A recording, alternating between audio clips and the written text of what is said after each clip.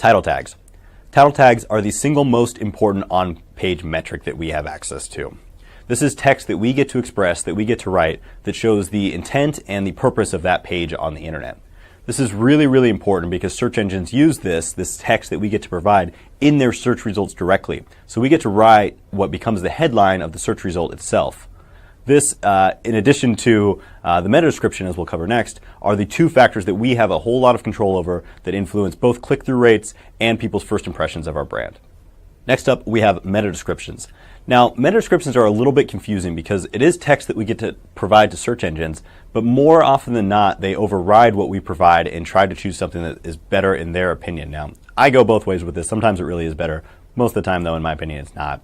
But the important thing here is that we get to provide what would normally we'd have to pay for with ad copy. We get to provide it for free, customize it to however we want to entice clicks, and the search engines are happy to promote that and show that in the search results.